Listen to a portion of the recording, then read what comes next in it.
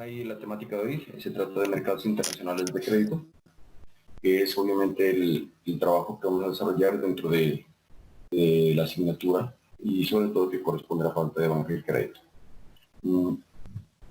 Lo primero que tenemos que trabajar en este campo, relacionado a la parte de lo que tiene que ver con el mercado internacional de crédito, es lo siguiente. Listo, entender primero por qué se llama mercado internacional de crédito, entendiendo y combinando esas dos partes. Primero, internacional porque tienen referencia a dos grupos especiales en los cuales atiende ese tipo de carácter crediticio. El primero de ellos hace referencia a la banca multilateral y el otro tiene referencia hacia la banca multinacional. La banca multilateral está compuesta por todos los entes de carácter intraestatal, que son de carácter externo y que facilitan crédito para procesos de carácter gubernamental a países en efectos de algún tipo de inversión en desarrollo de proyectos. En este tipo de aspectos pueden encontrar, por ejemplo, ejemplos como el Banco Mundial, el Fondo Monetario Internacional y todas las cajas que tienen a nivel interamericano, como por ejemplo subsidiarias como el BID, listo, que el Banco Interamericano de Desarrollo. Entonces se hacen parte de la banca multilateral y estos entes se encargan de hacer el proceso obviamente de aceptación de las solicitudes crediticias de los países. Hacer organismos supranacionales, pues obviamente el poder de carácter de tipo legal o legislativo de un país hacia ellos no cuenta. Prácticamente las normatividades, especificaciones o políticas que tengan este tipo de entes son los que rigen en la parte de otorgamiento del crédito. Por ende, pues la mayoría de países lo que hacen es acomodarse a ese tipo de criterios, aceptar las políticas con las cuales se desarrolla ese tipo de créditos a nivel general y obviamente trabajarán algún tipo diferenciado en la manera de cómo trabaja, por ejemplo, la banca multinacional, que hace referencia a todo el estamento de carácter financiero internacional, donde está pues obviamente los bancos más grandes del mundo y los bancos más importantes, quienes son los que de pronto en cierta manera pertenecen a las economías más grandes y hacen procesos crediticios a nivel internacional. Entonces hay que entender muy bien este tipo de aspectos. ¿Por qué? Porque en cierta manera los países o incluso sus agentes económicos pueden realizar la solicitud de créditos a ese tipo de mercado, pero hay que diferenciar que uno de los mercados, obviamente, que es atendido de manera preferencial por la parte de la banca multilateral son los países. ¿Listo? Con esto no quiere decir que la banca multinacional no haga créditos también a la parte gubernamental, lo hace.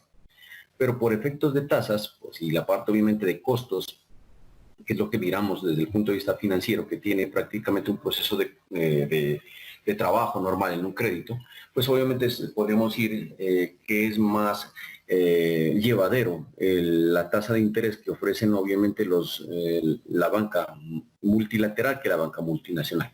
¿Listo?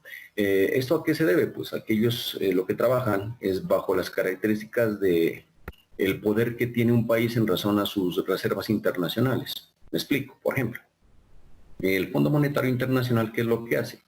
Estudiar todos los procesos de carácter de financiamiento que tiene una economía para saber de antemano si un país merece o no merece ser dado como sujeto de crédito. ¿En razón de qué? Lo primero que todo que ellos estudian es la cantidad de reservas internacionales que tienen, porque eso les da un cupo para poder obtener crédito. ¿Ok? Ese cupo, pues obviamente se entenderá que está dado en razón a la manera de cómo maneja un país, por ejemplo, sus trabajos en comercio internacional, o sea, cómo obtiene ese tipo de divisas, ¿sí? De monedas y cómo engrosa pues ese tipo de divisas o monedas a sus reservas internacionales. Entonces, en pocas palabras podemos estar diciendo que las reservas internacionales son la carta de presentación para una solicitud crediticia a un ente internacional como estos. ¿Ok? De esa forma, pues obviamente un país determinará si tiene la posibilidad de pagar, cubrir en el largo o corto plazo un crédito. Por eso hay que entender muy bien la manera como opera ese tipo de aspectos especiales con la banca multilateral. Y eso pues obviamente no lo vamos a tomar hoy, sino que son temas hacia el futuro que vamos a mirar sobre todo en los organismos internacionales de crédito. Entonces, en ese contexto, pues es simplemente una parte de introducción para que lo entiendan. Y lo otro tiene que ver con la banca multinacional.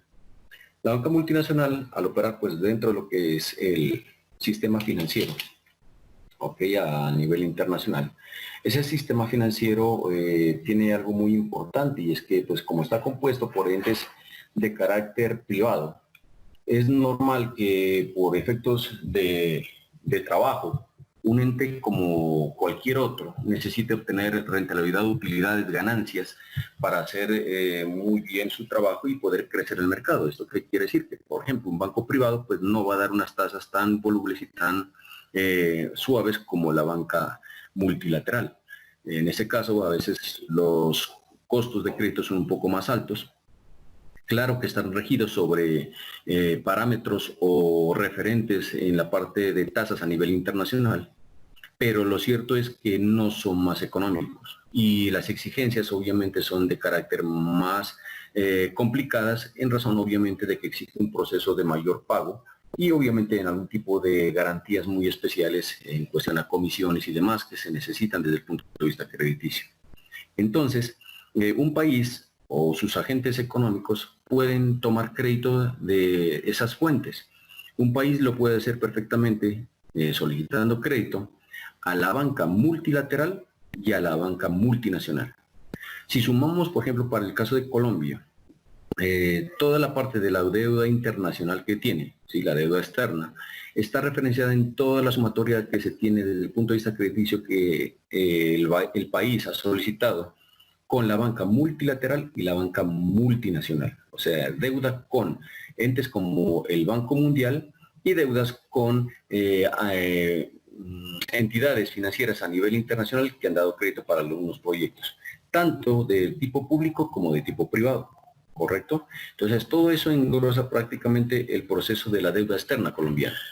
En tanto, los privados únicamente lo pueden hacer con la banca en cierta manera de tipo multinacional, y con ellos pues obviamente también confrontan de aspectos importantes la deuda externa que tiene Colombia, pero de privados. ¿Ok? Entonces, al final de cuentas, pues obviamente ese mercado internacional es importante, entendiéndole que, como lo miramos en las clases anteriores, se presentan como una fuente de financiamiento para hacer los procesos solamente operativos, bien sea de entes privados o públicos. En la primera filmina o en la primera diapositiva que tienen aquí encuentran exactamente las características de lo que es el mercado internacional de crédito. Esto está representado por instituciones, empresas y particulares. Entonces, pues esos recursos, prácticamente como todo financiamiento, no es un financiamiento de carácter indefinido, tiene temporalidad, está dado básicamente a las características normales de cualquier crédito.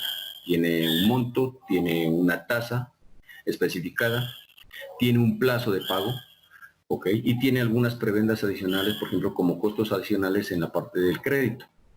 En este caso, algún tipo de comisiones y algún tipo de primas que exige los procesos de carácter crediticio a nivel internacional. Entonces, ¿qué sucede? Las instituciones que se pueden presentar ahí son básicamente las siguientes, ¿sí? ¿Qué tipo de instituciones encontramos en el caso del crédito internacional? Por ejemplo, los bancos o las instituciones financieras desde el punto de vista multilateral, como el Banco Mundial, el Fondo Monetario Internacional o el Banco Interamericano de Desarrollo, por ejemplo, son instituciones. ¿Listo? Encontramos empresas que en esta parte son los que solicitan crédito y que en cierta manera necesitan ser financiados. O los particulares de diversos países que también lo requieren. ¿Listo? Entonces, bajo ese tipo de características, pues el mercado internacional de crédito, en relación al crédito como tal, se refiere a la cesión temporal de esos recursos, por ejemplo, que los particulares, empresas o instituciones públicas requieren para hacer sus operaciones. Se ofrecen como una fuente de financiamiento y obviamente están determinadas bajo unas normativas y unas políticas crediticias internacionales y nacionales.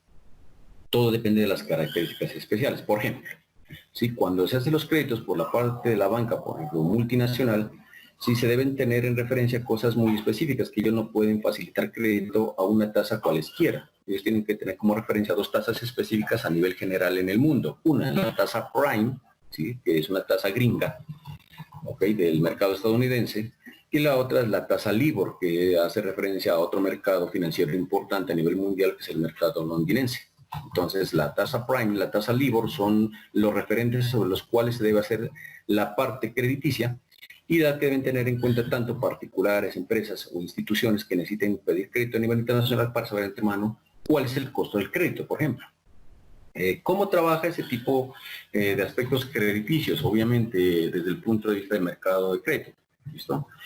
Trabaja sobre dos aspectos importantes. Uno, el crédito internacional simple, que es un crédito que se concede en moneda del prestamista, ¿cierto? Y el otro que se llama eurocrédito, que es un crédito en eurodivisas. Por eso hablamos de las reservas internacionales. ¿Ok?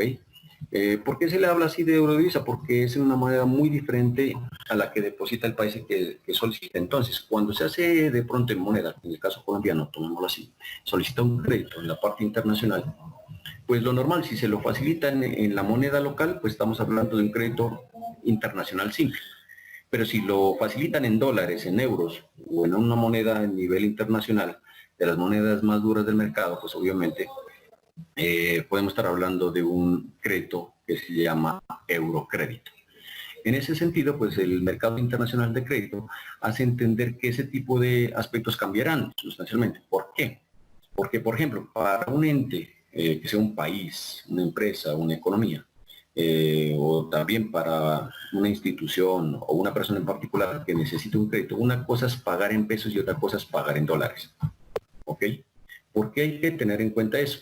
Por la manera de cómo a nivel internacional también dentro de este tipo de mercados afecta tanto la tasa de devaluación como la tasa de revaluación de la moneda. ¿Ok? Si lo hace, por ejemplo, como eurocrédito, lo normal es que tenga que tener en cuenta, uno, las tasas de inflación del país de donde se solicita el crédito, la tasa de inflación de nuestro país, por ejemplo, en este caso Colombia, la tasa de devaluación que se tiene exactamente desde el punto de vista del peso frente al dólar y saber de antemano la tasa de interés sobre la cual se solicita el crédito. Entonces, imagínense, son tres elementos que se deben tener en cuenta para poder trabajar muy bien esa solicitud. ¿Por qué se debe hablar bien de ello? Por una sencilla razón, chicos, si es que usted no tiene en cuenta ese tipo de factores, lo malo es que pueden estar haciendo cálculos completamente erróneos. Lo bueno de ustedes es que ya estudiaron matemáticas financieras, entonces pueden perfectamente hacer un ejercicio. Me imagino que el profesor que tocaron con este tipo de cosas en la parte crediticia, hablaron de las tasas, de cómo tratar de calcular los intereses, por ejemplo, de créditos en la parte internacional, tomando tasas de inflación y tasas, por ejemplo, de cambio, sin agregar las tasas de devaluación. ¿Listo? ¿Por qué se tiene que hablar muy bien esto? Porque esas tasas todo dependen desde el punto de vista de trabajo de cómo estos factores van a alterar el pago del crédito. Me explico. Por ejemplo, supongamos que la tasa de devaluación que nosotros tenemos, ¿cierto?, frente a la parte del dólar, pues va a afectar prácticamente el proceso normal de pagos. ¿Por qué? Porque si seguimos devaluando el peso frente al dólar, lo normal es que el crédito nos va a salir más costoso siempre. ¿Ok? Vamos a tener que pagar más pesos por cada dólar y obviamente eso hará que el crédito como tal se encarezca. Cuando eso suceda, adicionalmente, si la tasa, por ejemplo, desde el punto de vista de inflación que tenemos dentro de nuestra economía, afecta los procesos normales de lo que tiene que ver con el desarrollo económico y va a afectar como tal la moneda, pues obviamente también va a afectar el pago de ese tipo obviamente de créditos. ¿Cómo lo va a afectar? Pues ¿qué es lo que hace la inflación? ¿Sí? Es tratar de afectar el precio de las cosas. Entonces, ¿qué va a suceder? Pues obviamente va a inflar o va a bajar el valor del crédito. Y por último, la tasa de interés que va a cobrar desde el punto de vista de trabajo cada entidad en el exterior. Estamos hablando de la tasa LIBOR o Prime que se puede establecer. Esas tasas LIBOR o Prime no vienen solas. Por lo general, la mayoría parte de créditos a nivel internacional se facilitan bajo dos parámetros. Uno, una base y el otro, un spread. ¿Sí? La base conformada prácticamente por la tasa LIBOR o Prime y un spread que son los puntos porcentuales adicionales que se le agregan a eso. ¿Ok? Entonces hay que tener en cuenta la situación de cómo se trabaja los créditos a nivel internacional y cómo acudir a ese mercado y hacer una evaluación financiera específica desde el punto de vista del costo para no tener problemas. Las cosas entonces, chicos, las características comunes en estos mercados internacionales pues implican los siguientes aspectos. El primero, implica un alto volumen de recursos financieros. Es donde prácticamente los países acuden para cumplir con esa parte de financiamiento. Difícilmente en algunas situaciones, por ejemplo, la banca internacional puede tener la cantidad de dinero correspondiente a la necesidad que tiene un país, por ejemplo. Por eso es que los países recurren a la banca multilateral, no a la banca multinacional. Porque como necesitan financiar proyectos de alta envergadura, ¿listo? Y obviamente ese tipo de trabajo se va a desarrollar a largo plazo. Muchas veces las entidades a nivel internacional, como los bancos más grandes, pues pueden tener dinero, pero no pueden soportar los plazos. ¿Listo?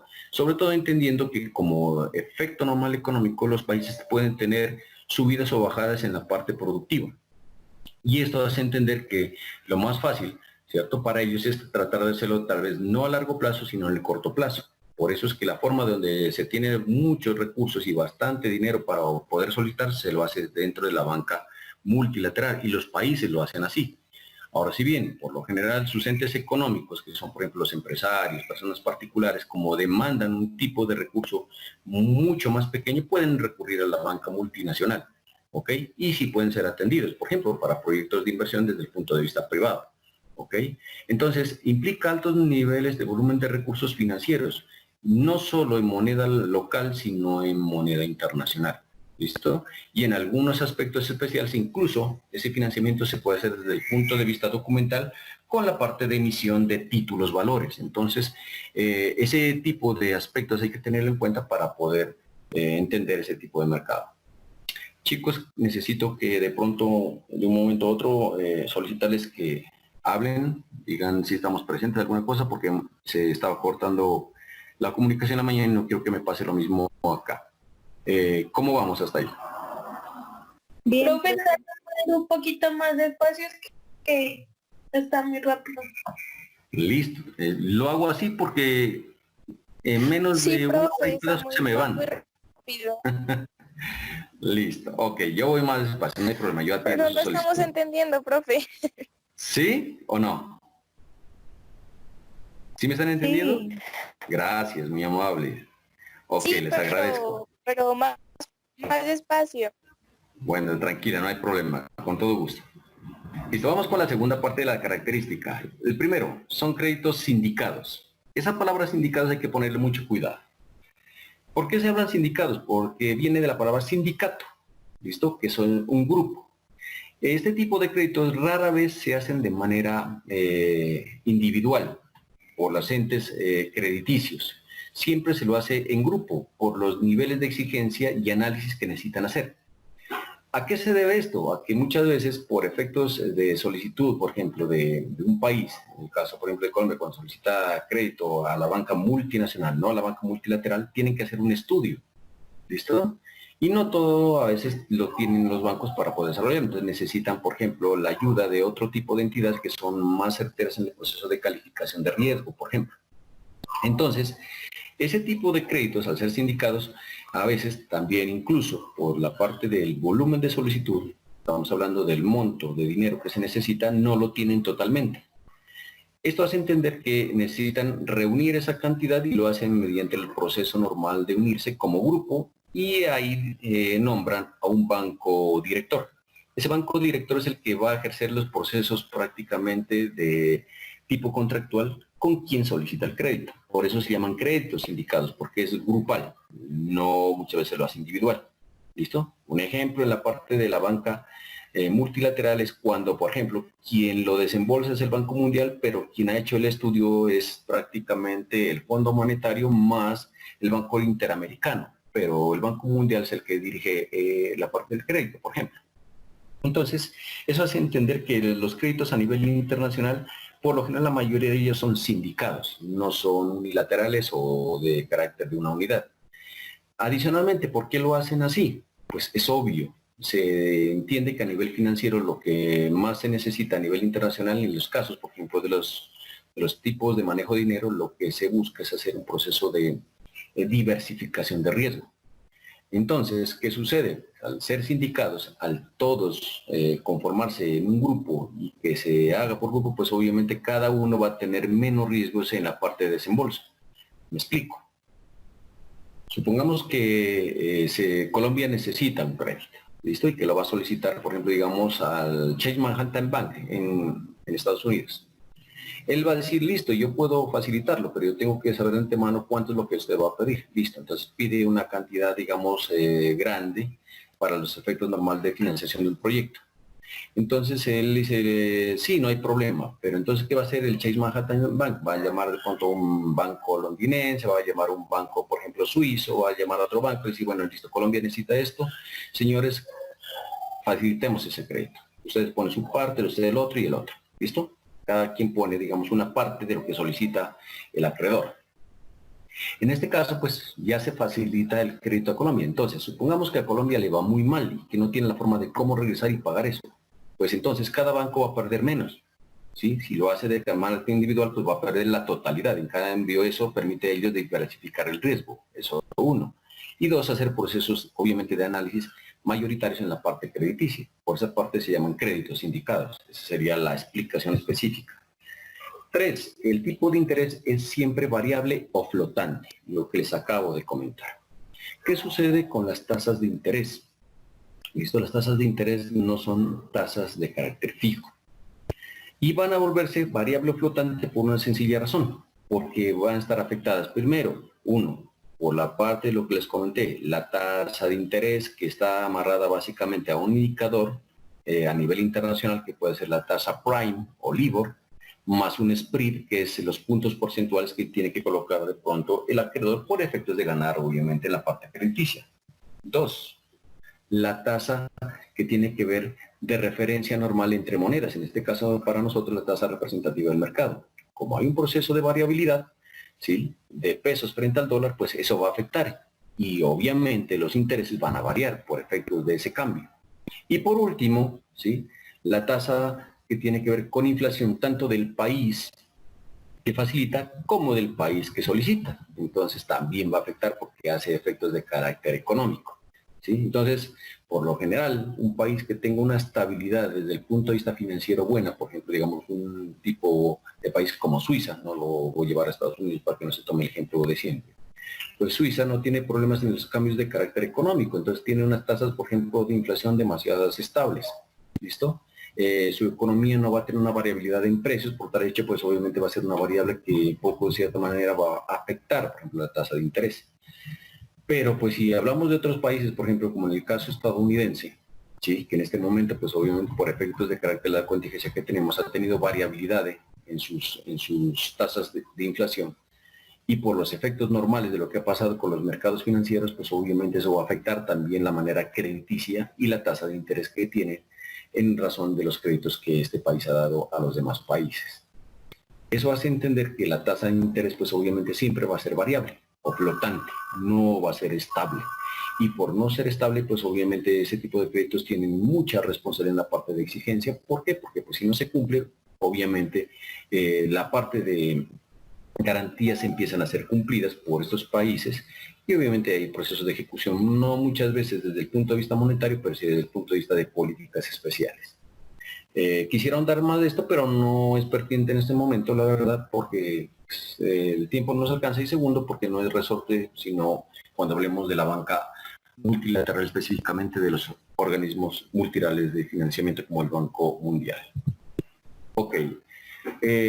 Son créditos respaldados por recursos financieros captados a corto plazo. Ojo, créditos respaldados con recursos financieros captados a corto plazo. ¿Por qué se habla del corto plazo? Por una sencilla razón. Cuando ustedes, por ejemplo, como personas naturales, en este momento van a solicitar crédito a un banco, pues el banco lo facilita, ¿listo? A corto, mediano o largo plazo. Pero siempre del acreedor va a pedir, digamos, una responsabilidad de corto plazo. ¿Por qué? Porque va a tener que tener en cuenta el flujo de caja de la persona que tenga que pagar. En este caso, si usted lo solicita, usted tiene que tener dinero para poder estar pagando capital e intereses, de acuerdo al proceso de amortización. Así el crédito vaya a 30, 40 o 50 años, ¿correcto? Porque está exigiendo exactamente mensualmente el pago de él. Así pasa también para la parte, obviamente, de los créditos internacionales, bien sea para países o particulares. Exige mucho del flujo de caja que tenga un país para poder cubrir capital e intereses periodo a periodo, de acuerdo a los periodos de amortización que se hayan acordado. Por eso, esos créditos deben estar respaldados sí o sí con ese tipo de recursos a corto plazo, porque si no es así, jamás, por ejemplo, un ente de estos facilitaría crédito. ¿Listo? ¿Cómo yo le puedo decir, por ejemplo, a un ente bancario que me facilite crédito que no le voy a pagar en este momento y que le voy a pagar dentro de 10 años la primera cuota? Pues eso sería como algo difícil. ¿Por qué? Porque muchas veces no estarían dispuestos a esperar, a no ser que sea un crédito en especial, como pasa con estos créditos internacionales que aparecen, por ejemplo, periodos de gracia. ¿Ok? Entonces, ¿qué sucede? Ese tipo de créditos a nivel general hay que tener en cuenta que exigen mucho el corto plazo para la parte de pago. Por ende, pues es una de las características normales para poder cumplir con la parte de pagos en razón a la amortización que hacen a nivel internacional. La mayor parte pues dice que han de ser públicos, ¿cierto? Y por lo tanto pues se deben publicar o comunicarse, informar, y se deben publicar incluso hasta por todos los medios pertinentes para que se conozca acerca de ello. ¿Por qué? Porque pues en eso determina aún una parte de responsabilidad. ¿Por qué se debe hacer así? Por una sencilla razón. Cuando usted, ¿sí?, como persona particular o como cuando una empresa que funciona dentro de la economía colombiana o como parte del gobierno colombiano, ¿cierto?, de un ente público colombiano, solicita un crédito internacional, ese crédito internacional se va a constituir en endeudamiento externo, quieran o no. ¿Listo? Es deuda de un nacional en el exterior y en la moneda de ese tipo de país o de ese tipo de nación. Se configura como un endeudamiento internacional.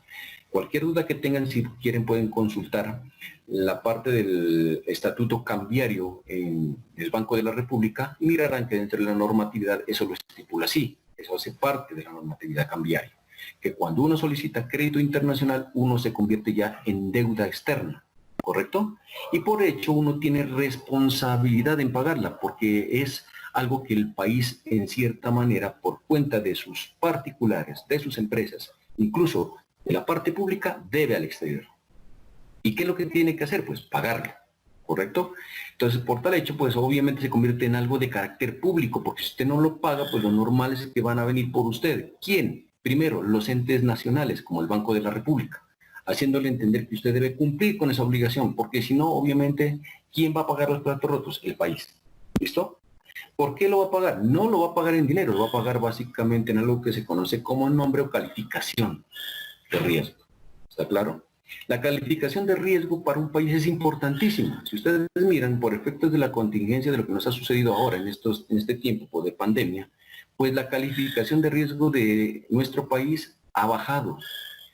Y eso ha afectado mucho los procesos de carácter crediticio y también los procesos de inversión. Por ejemplo, no es un país muy atractivo para la parte de inversión, porque se piensa que como está funcionando la economía, la inversión que se haga acá no va a retribuir las tasas de interés que de pronto los inversionistas quieren. O lo peor de todo, pueden estar perdiendo su inversión. Entonces miran un país muy riesgoso en la parte de inversión. Asimismo, en la parte de crédito. ¿Por qué? Porque al final de cuentas el crédito es una inversión que hace, por ejemplo, un banquero, una institución a nivel internacional en el país, facilitándole crédito a esa persona o a ese sujeto o a esa entidad. Y por tal hecho es dinero de él puesta en el país y por ende pues eso se va a afectar por características de tipo económico. Así las cosas, pues si esa calificación es mala, obviamente esa persona tendrá que evaluar esos factores de riesgo. ¿Dónde lo pueden encontrar? Es una calificación de riesgo que se llama ENVI. Todos los países tienen ese ENVI, que es básicamente la calificación de riesgo para procesos de inversión a nivel internacional. Entonces ahí encontrarán el peor país calificado, ¿listo? Se llama riesgo país. Y el mejor país calificado, pues no normal que el mejor país calificado, pues me imagino que ustedes saben quién es, Estados Unidos, ¿ok? Que es el que tiene obviamente mayor tranquilidad en la parte de riesgo dentro de su reserva federal, en razón a la parte de su moneda, que es la moneda más dura y sobre la cual trabajan la mayor parte del comercio a nivel internacional. Entonces, este tipo de cosas hace entender que ese tipo de créditos deben tener ese tipo de connotación de tipo público. Ok. Se conceden a instituciones importantes. Perdonen que les diga, pero pues eso no se le da a cualquier parroquiano, porque es en moneda internacional o en moneda local, pero con acreedores internacionales. ¿Qué sucede con la parte, obviamente, de este tipo de aspectos de entes importantes? hace entender que ellos van a poder responder a ese tipo de exigencia y que en cierta manera van a tener el aval, en caso de ser particulares, por el país para poder desarrollar ese tipo de endeudamiento. Un ejemplo, supongamos que una concesión colombiana, por ejemplo, digamos el Grupo Solarte necesita un crédito internacional para ejecutar una vía aquí en Colombia que va a unir, digamos, una zona con otra. Y el Grupo Solarte la solicita, digamos, a la banca multinacional, un banco internacional. Pues lo primero que tiene que mirar es que qué tipo de prestigio tiene esa entidad dentro del país. Y quien pueda razón de eso no es sino más el gobierno colombiano. Y el gobierno colombiano es el que va a dar el visto bueno, es decir, sí, faciliten. ¿Correcto? Por eso, pues estamos hablando de que ese tipo de recursos que vienen del exterior tienen que ser obviamente bien evaluados en razón de que también necesitan un respaldo y una garantía muy potencial a largo plazo. Así que por esa parte no largo más ahí para que lo entiendan sobre qué situaciones se dan. Y por eso, porque se presta mejor a la parte pública. Ok. Pueden ser en una moneda o en varias monedas. Entonces, ¿qué sucede? Ustedes pueden prestar una parte si quieren en su propia moneda y la otra parte en moneda internacional. ¿Listo? O todo en moneda internacional. O si quiere, le pueden prestar, por ejemplo, en dólares y en euros. Eso depende de la solicitud. Lo cierto es que hay que tener en cuenta que dependiendo de las monedas que se combinen o de la moneda que se tenga, hay que tener en cuenta siempre las tasas de cambio. ¿Ok? ¿Para qué? Para poder saber de antemano cuál es la cantidad de dinero que se está debiendo. Ok. Hasta ahí, ¿cómo vamos, chicos? ¿Voy muy rápido?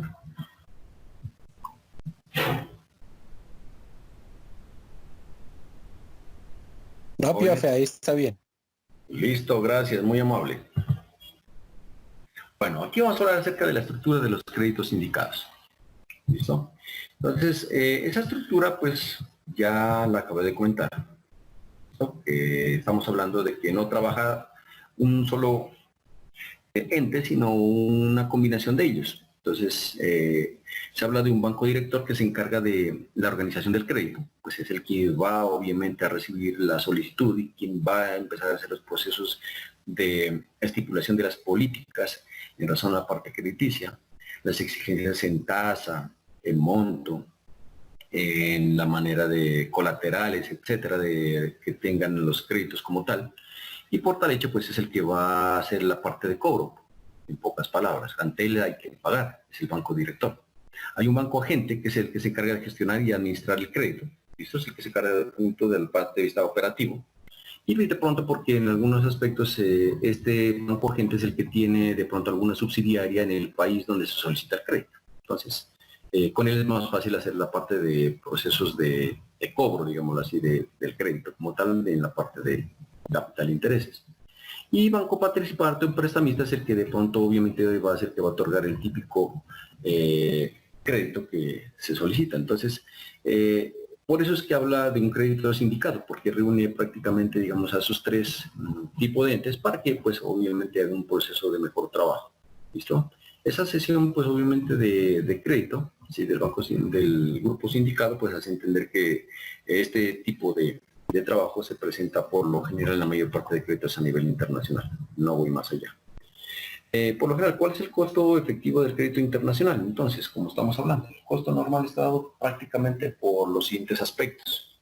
Entonces, los factores que determinan a nivel internacional el costo son los siguientes: el tipo de interés, la tasa. Como les acabo de nombrar, la tasa, por lo general, es un referente internacional, ¿sí? Difícilmente se van a facilitar créditos que no tengan referencias de tipo internacional. ¿Por qué? Porque las referencias a nivel internacional se toman como las tasas de oportunidad con las cuales tiene que ser evaluada la inversión para este tipo de entes internacionales que son los que van a facilitar el crédito. Me explico. Por ejemplo, digamos un banco que esté ubicado en Estados Unidos, pues va a mirar exactamente cómo está variando la tasa prime con la que va a trabajar el crédito que le va a dar a Colombia o a un agente económico dentro de Colombia, como quiera que sea. ¿Qué va a suceder? Pues obviamente él va a estipular que bajo esa referencia de esa tasa le va a querer ganar algo más, por efectos de que en este momento Colombia tiene una baja calificación. Entonces va a pedir una prima adicional por ese tipo de actividad u operación crediticia. Entonces, esa tasa por tal hecho es la que va a afectar el crédito y como tal, pues obviamente va a ser una tasa variable. ¿Listo? Adicionalmente, que ese tipo de interés ellos mirarán si es susceptible, más ese tipo obviamente de comisión que piden, pueden agregarle, digamos, algo adicional, por ejemplo, como las comisiones de estudio, como las comisiones básicamente por transferencia, como las comisiones por efectos de cambio, por ejemplo, de pesos a dólares, como las comisiones por efectos de transabilidad, bueno, etcétera. En eso es lo que hay. Y en esta parte sí no hay nada que hacer porque son políticas que tienen exactamente los establecimientos a nivel internacional. Entonces, tipo de interés y comisiones. Y el otro, lo que estamos hablando, tipo de cambio. ¿Listo? ¿Ok? El tipo de cambio tiene que ver mucho en la parte de cómo se solicita el crédito. Ya lo mencioné por qué. Y aquí lo que nos falta, la única parte es la tasa que tiene que ver de inflación del país que facilita el crédito como la tasa de inflación del país que lo solicita. ¿Por qué? Porque como sea, esa tasa va a afectar a todos los agentes internos dentro de cada país, tanto del que da crédito como del que recibe. Así de fácil es. Entonces, al final de cuentas, esos factores son los que van a tener el costo, al final de cuentas, de pago de capital, intereses y la manera de amortización del crédito. No voy a alargarme más el hecho. Listo. Entonces, el mercado de dinero externo, pues obviamente, en cierta manera, se presenta como una oportunidad para poder tener el financiamiento.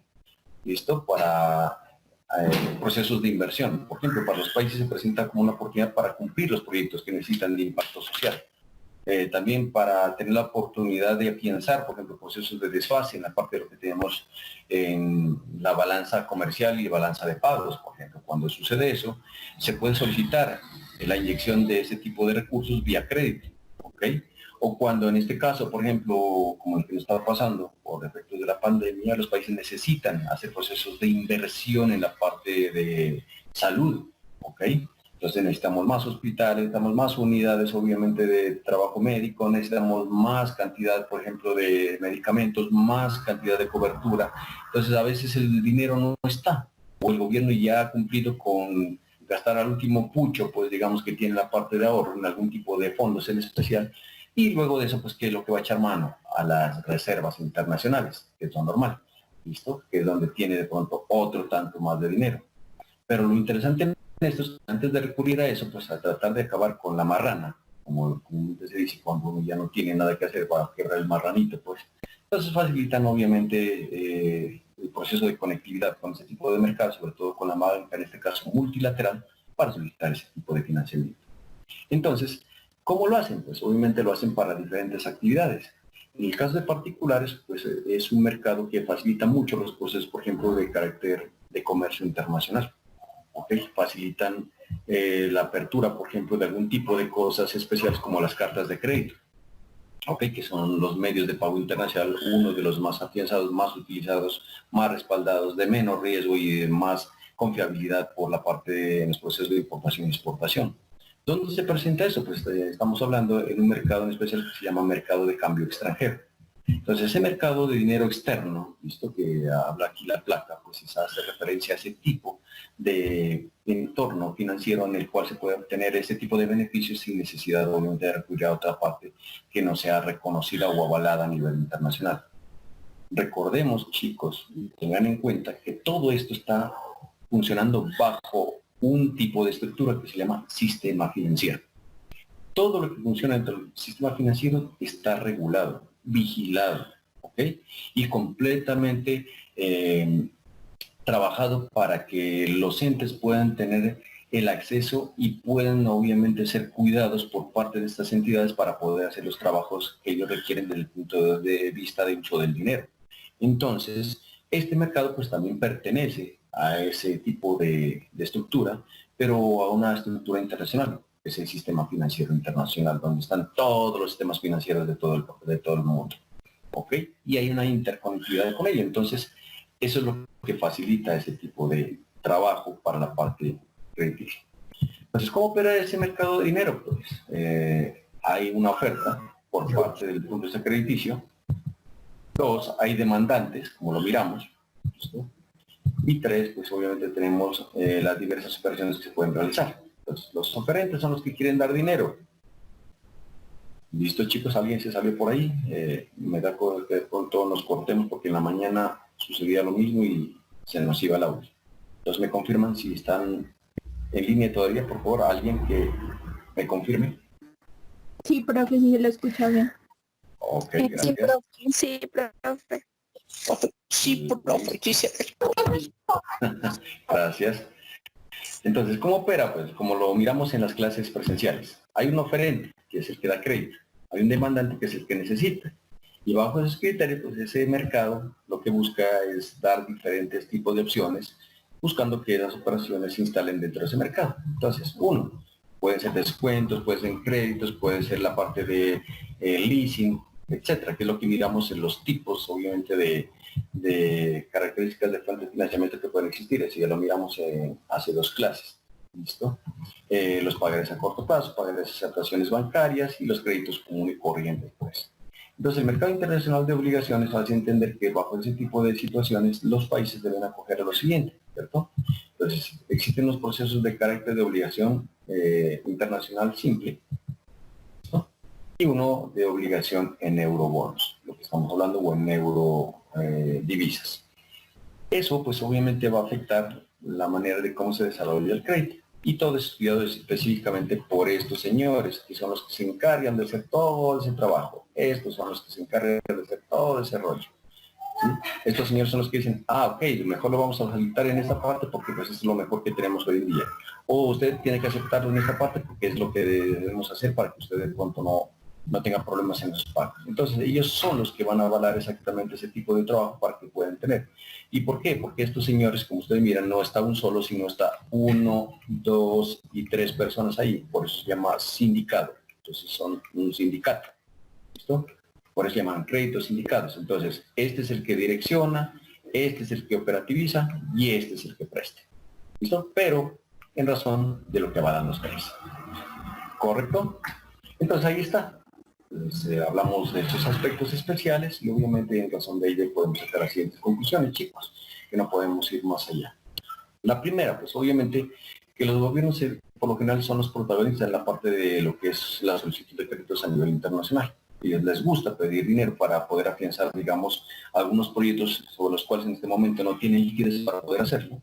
Y mientras la recuperan, pues solicitan un crédito y lo pueden pagar, digamos, en el corto, mediano o largo plazo. Todo depende de las características.